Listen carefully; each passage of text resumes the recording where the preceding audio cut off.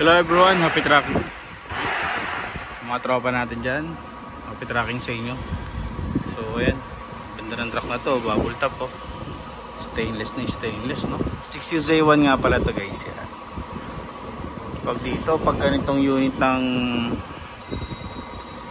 makikita mo no? Kahit di ka na mamili sa iba eh, no? Lalo kung maganda yung kondisyon nito. Pag nakita mong maganda naman yung kondisyon, meron kong budget guys, di ka talo dito sa itsura nyo. Asis pa lang yan, original yan, galing sa Japan. So lapitan natin. Ayan, ayan no, ayan siya.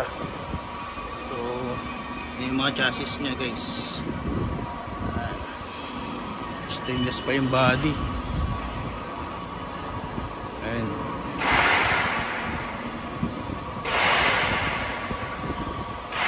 ganda no?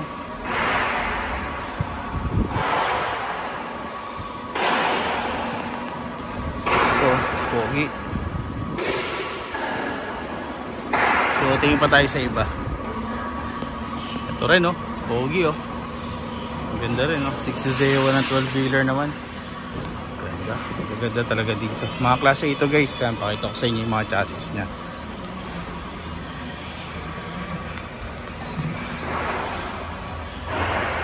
Medyo madilim lang, pero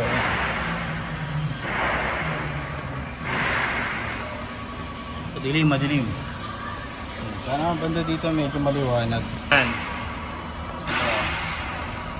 Ito yung kondisyon niya guys. Siyempre lahat naman. Yun. Ano pa tayo? So yun guys, ito ulit-ulit kong binablog din ito sa inyo para sa mga hindi pa nakakanood. Yan, may 6HK1 dito guys. Gaganda mga 6HK1 dito. Actually guys, ito ganda rin itong 4HK1 na to. It's dump truck. Yan, meron din dito. Pero may iba akong papakita sa inyo guys. Yan. So stay tuned lang.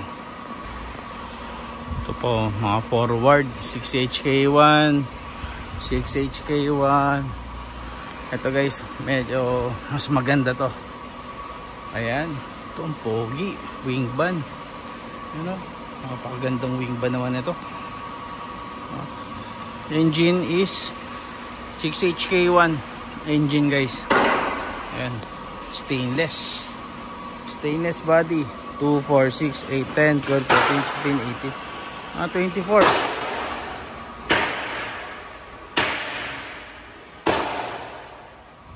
Napakalinis. Ganda.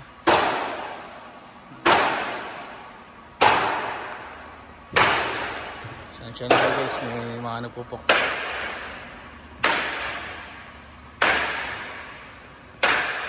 Tingin pa tayo sa iba. Ayan, dito medyo mas presko. 6UZ1.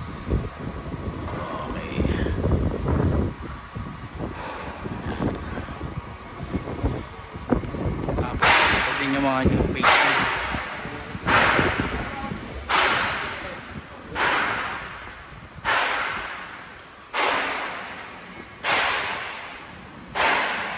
Yan, mga new page na malulupit to. So yun, bahala na kayo mamili dito. Yung iba dito full out no? Yan, dito 12-wheeler. 12-wheeler din. Class A yan guys, mga class A. Ayan, ito pa. Tingnan nyo to guys. Ito yung mga ipo-pull out ngayon. So ayun lang guys, maraming salamat. So hanap pa tayo sa iba muna. Ayun lang guys, maraming salamat. Happy tracking channel everyone. Thank you, bye bye.